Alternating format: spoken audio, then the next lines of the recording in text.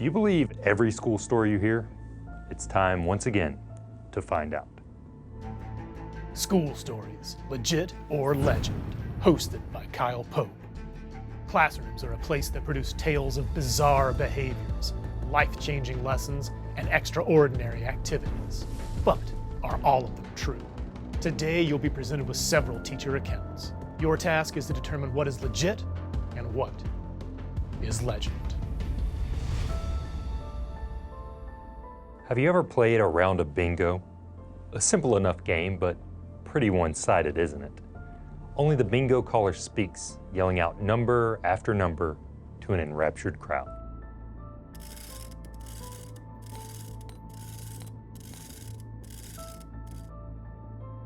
Is this lopsided model of communication something that would be successful in the classroom? In our first story, a teacher attempts to find out if being the sage on the stage is damaging to student learning, or is it more benign? As a lifelong lecturer, I'd been hearing a lot of rumors and gossip about this new trend of so-called student-centered learning. Sure, I thought I'd give it a try, but I'd do it my way.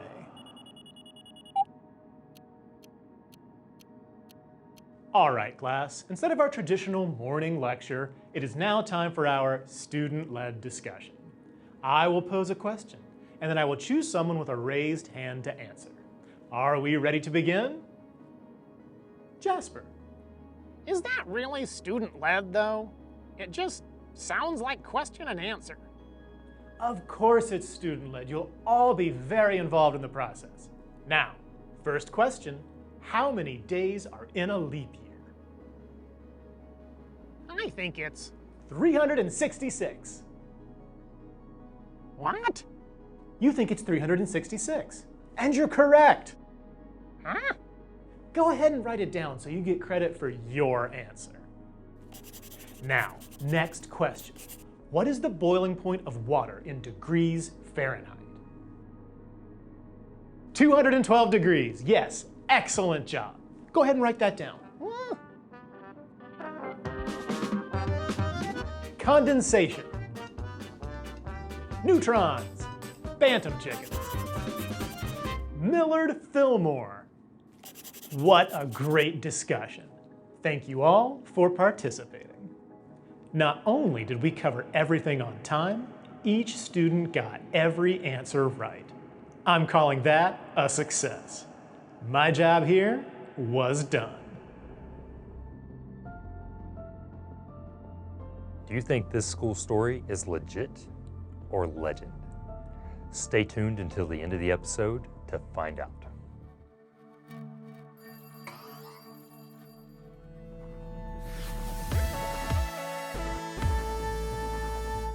Welcome to Launch Your Classroom. I'm Rachel Durand.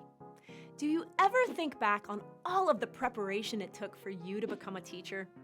You went to school, specialized in a field of study, trained, observed, and finally got students of your own. You worked hard to become an expert in helping students understand the meaning and importance of your content. So it's always surprising when you take a lot of time and effort to design a lesson, only to have them stare blankly back at you, confused or simply disinterested. And it's even more surprising and wonderful when a student in your class easily explains what you're trying to teach, creating that magical class-wide aha moment of understanding you spent hours planning. Why is it that students can better communicate your content with one another at times? The answer lies within the power of student-centered communication. Most humans are hardwired to make personal connections, especially with their peers. Their explanations can be more relevant, and their observations can resound more deeply when they communicate with one another. Pairs, small groups, and even whole class communication limit teacher talk, which, while important, can disengage students over time. Student-centered communication provides students with opportunities to truly explore your content and build confidence communicating and working with one another. So, let's learn how to encourage student-centered communication with our first strategy. Active verbal participation can be challenging for some of your students. They may be shy or unsure of the answer, which can lead to anxiety when they're called on in class. Providing students with a low-risk activity to develop their answers before responding can be key to increasing their confidence. The Think, Pair, Share strategy does just that, and all your students need is a sheet of paper. First, form student pairs. You may ask them to work with already implemented partners or assign pairs. This is a great way to maximize activity time and eliminate distractions. All right, class, today we are going to be working with our shoulder buddies. Next, have your students copy the 3 sections listed on the whiteboard, labeled My Thoughts, My Partner's Thoughts, and To Share. And leave space to respond to each. Please make sure to write your name and your partner's name at the top. Begin with a question or prompt for students to consider on their own. If you're using this strategy for review, you can ask a question related to a previous lesson. If you're using this strategy to build interest or assess background knowledge, you can ask a more open-ended question about upcoming content. Post the question on the board during the activity for your students to see. It may be helpful for them to write down the question on their paper as well. How have trains been powered over time? Please take a moment to think about your answers independently and write them in the My Thoughts section. I'll start a 5-minute timer now. I know the first trains used steam engines. Was it diesel that came after that? After the timer is up, have your students share their answers with their partners and fill in the My Partner's Thoughts section. Set another timer and walk around the room to monitor discussions. This will encourage participation and a balance of work between partners. It also allows you to prepare your shy students before calling on them in front of the class. Did you know that the first steam locomotive was made in 1804? Sully, I'm impressed by your knowledge about trains. How would you feel about sharing that with everyone during our whole class discussion? I'll be ready to share, Miss Anna. Finally, conduct a whole class discussion for students to share the ideas they developed in their pairs. Older students can lead the conversation themselves, but you should facilitate the discussion for younger students. You may ask one student from each pair to share or take volunteers. Remember to collect the worksheets at the end of the discussion to use as a formative check. Now we're going to share what we learned in our pairs. Sully, would you like to start off our discussion by sharing one of your train facts? The fastest steam engine train was named Mallard and could go as fast as 125 miles per hour. Wow, that's as fast as a race car. Think, Pair, Share helps students build confidence in answering questions in front of the whole class. Over time, shy students will feel more comfortable sharing out loud. And students who usually raise their hands first will appreciate the input of their peers, helping to build classroom community. This allows teachers to assess both whole class and individual student understanding and guide their students in achieving their learning goals.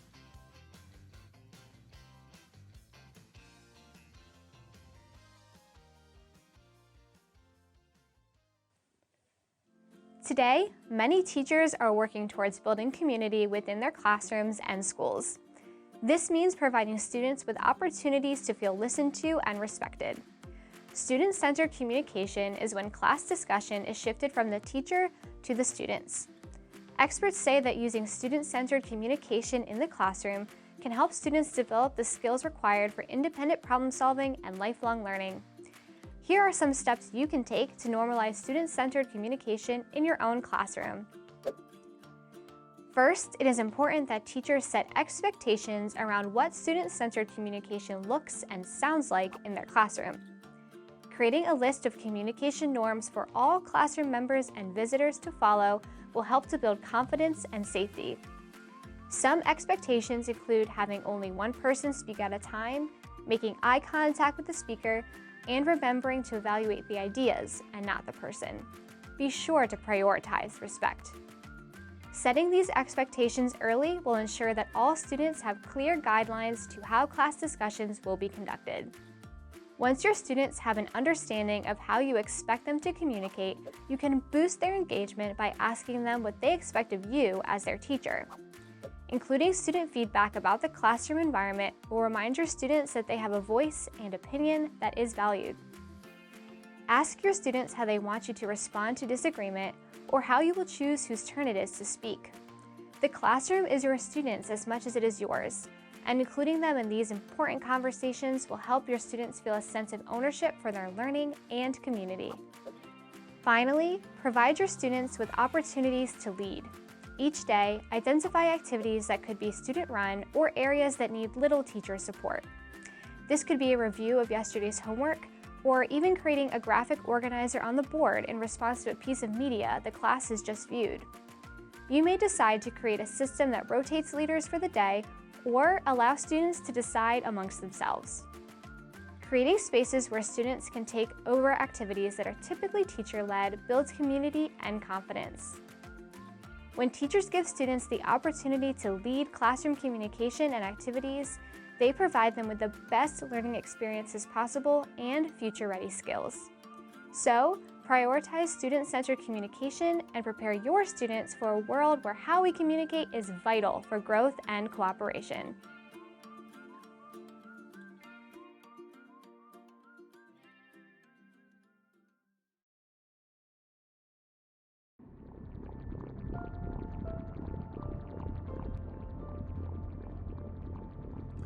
Have you ever tried to learn something new entirely on your own? How did it go? Is guidance overrated? Our second story is about a teacher who decided to let their students practice student-centered communication through a decidedly hands-off approach.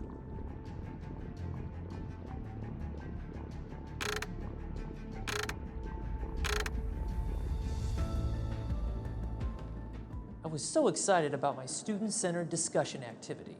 I couldn't wait to hear what my kids had to say. Their ideas would be so fresh and new, and I didn't want to get in the way of all that creativity. Why? You tell me. How? Not how. Why? But, what's the activity, though? Communication, of course. Discuss today's prompt with your partners, and then we'll share your grand revelations with the rest of the class. How long do we have to be grand? As long as you like. Creativity takes time. Why? Why not? Aha! Brilliant! I knew you'd catch on. Continue. Huh? In the end, they were completely quiet, no doubt pondering the mysteries of the universe. My job here was done.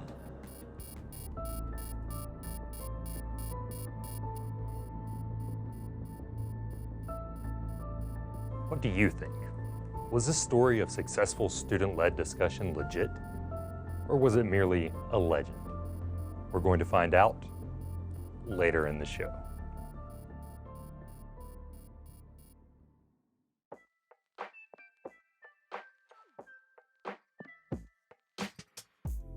Want to get your students out of their seats and interacting with one another? Look no further than expert groups. This is a strategy that encourages collaboration and student-centered communication, while also deepening understanding and knowledge. This is a great strategy to break up direct instruction with something more active. Expert groups give students the opportunity to categorize information, compare and contrast, and then present their findings. This is useful for differentiating between concepts or items, such as paw prints, characters in a story, or plants. Today, my students are learning about the features of deciduous and coniferous trees. Let's take a look at how I've applied the expert groups strategy to my classroom.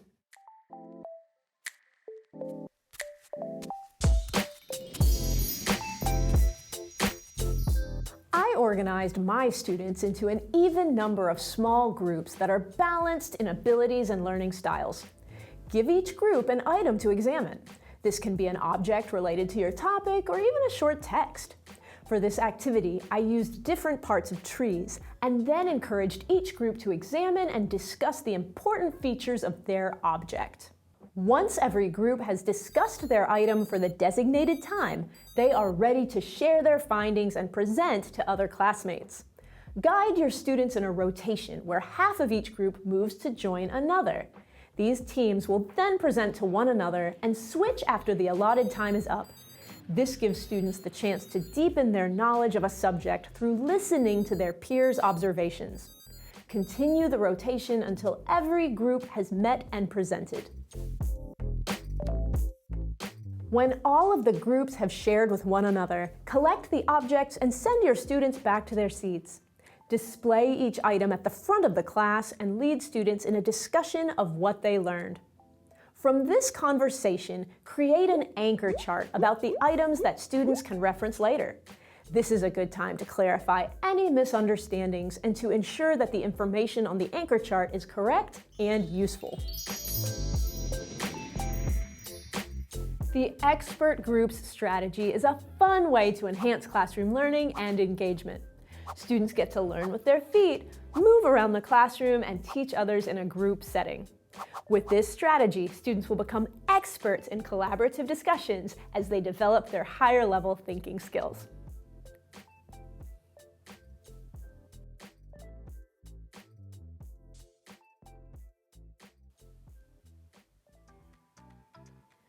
Many teachers understand the value of student collaboration and discussion. In fact, some believe that between 15 and 30% of class time should be spent in peer-to-peer, student-centered conversation. Here are 3 distinct ways to encourage whole class collaboration, each with its own purpose. First, consider whole class problem solving. Display a written problem at the front of the room that involves processes students are currently learning. As students volunteer suggestions on how to solve it, record the steps of the solution where everyone can see. Students can evaluate the effectiveness of each step and correct each other's mistakes while you act as the recorder. The finished problem and solution can be displayed for student reference during independent practice. This guided practice strategy is not only student-centered, but student-led. Another way to get the class working together as a team is a modified version of the jigsaw strategy. The teacher divides the class into groups of no more than 6 students and gives each group a section of a larger text to read and discuss. After all the groups have read and discussed their parts, each group is guided to present the main ideas of their section to the rest of the class. Each group contributes to the whole class's understanding of the complete passage. This strategy effectively shows students the value of breaking a larger task into smaller parts. A third strategy to encourage your students to work together as a team is seating challenges. As students enter the room, they are given instructions on how to work with classmates to change their seating arrangement. This team-building strategy doesn't necessarily involve academics, but it can. For example, a math teacher might hand each student a short equation to solve and instruct students to seat themselves in numerical order based on their answers. In this strategy, students are encouraged to communicate with one another and rise to a challenge as a team. Whether you decide to try one of these ideas or come up with your own, remember that student discussion and collaboration enhance learning as well as communication skills. When the entire class works together, those benefits expand from individual students to the classroom community as a whole.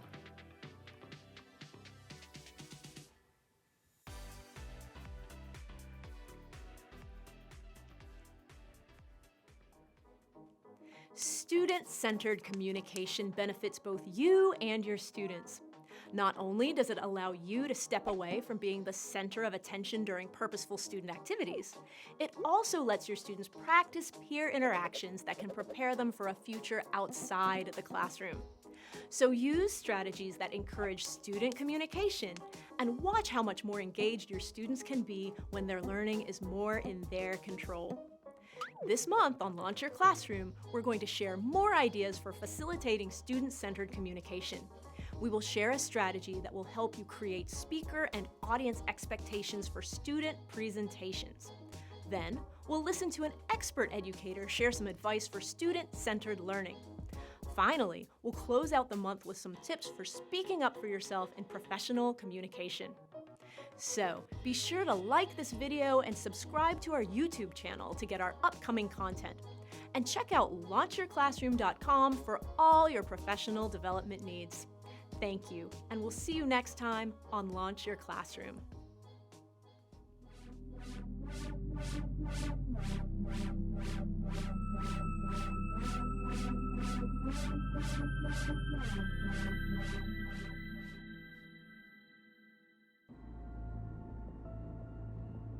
Have you ever found the perfect balance?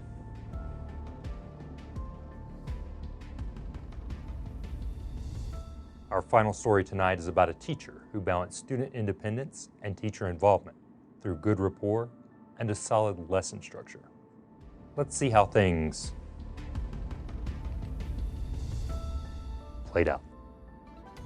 I'd been watching my students grow their speaking and listening skills for quite a while, so I knew who my confident speakers were and who needed more guidance. I used this information to develop my student-centered lesson plan. From the very beginning of the day, students became used to speaking with their classmates about our content. It set an expectation for student discussion, but didn't feel too risky since they tested out their ideas with one partner before sharing them with the whole class. After sharing some new vocabulary terms in a short block of direct instruction, I divided my students into expert groups for each term. They worked with one another to answer 3 guiding questions about their new vocab word. Then, each group had a turn to share their observations with the rest of the class. To hold students accountable, I ended the lesson with a journal prompt for everyone to write about. It was a great chance for students to reflect on what they learned with their peers and served as a formative assessment for me to read afterwards. It was clear that my students thrive off of working with one another and that they are more engaged when I hold them responsible for their learning. So, it's time to learn which of these astonishing school stories were legit and which were merely legend. Consider the tale of our loyal lecturer who was more interested in the sound of his own voice than his students' discussions. Did you think this story was legit? Then we fooled you. This time, it's legend. What about the teacher who took a step back and let their students discuss without any guidance or structure?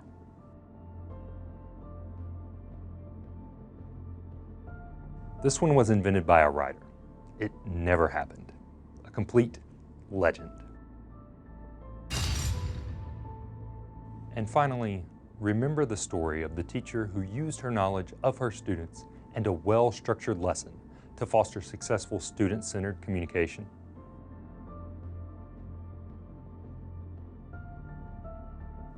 If you thought this story was legit, then you are correct.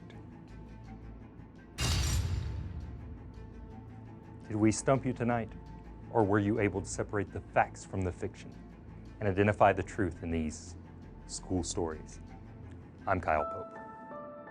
Join us next time on School Stories, Legit or Legend.